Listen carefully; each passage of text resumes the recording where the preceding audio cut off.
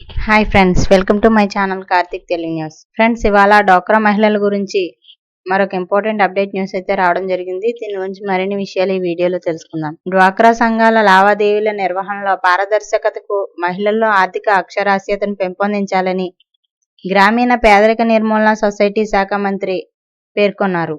మన డబ్బులు మన లెక్కలు కార్యక్రమాన్ని మహిళలకు చేరువ చేయాలని ఆయన సూచించారు. ఇక ఇందుకోసం ప్రత్యేక యాప్ తీసుకురానున్నట్లు వెల్లడించారు. డ్వాక్రా మహిళలు ఎంత రుణం తీసుకుంటున్నారు, నెలవారీ ఎంత చెల్లిస్తున్నారు, తీసుకున్న రుణం మీద బ్యాంకర్లు ఎంత వడ్డీలు వసూలు చేస్తున్నారు అనేది ఎప్పటికప్పుడు ఈ యాప్ ద్వారా సంఘ సభ్యురాలికి తెలియజేస్తుంటారు. గుంటూరు జిల్లా మంగళగిరిలో బుధవారం నిర్వహించిన రాష్ట్ర స్థాయి ప్రాజెక్టు అధికారుల సమావేశంలో ఆయన పాల్గొని మీడియాతో మాట్లాడుతూ, ఏడాదికి 2.50 లక్షల మంది మహిళా పారిశ్రామికవేత్తలను తీర్చిదిద్దేలా ముందడుగు వేయాలని, రైతు ఉత్పాదక సంస్థలకు కేంద్రం విరివిగా నిధులు మంజూరు చేస్తుందని ఆయన వెల్లడించారు. అలాగే రాష్ట్రంలో వీటిని బలోపేతం చేసి ఎక్కువ నిధులు అందేలా అధికారులు చర్యలు తీసుకోవాలని మంత్రి కొండపల్లి శ్రీనివాస్ స్పష్టం చేశారు. సో ఫ్రెండ్స్, ఇది అప్డేట్ న్యూస్. మరిన్ని అప్డేట్స్ కోసం ఛానల్ సబ్స్క్రైబ్ చేసుకోండి ఫ్రెండ్స్. అలాగే పక్కనున్న బెల్ ఐకాన్ క్లిక్ చేసి వీలైతే ఛానల్కు లైక్ అయితే చేయండి.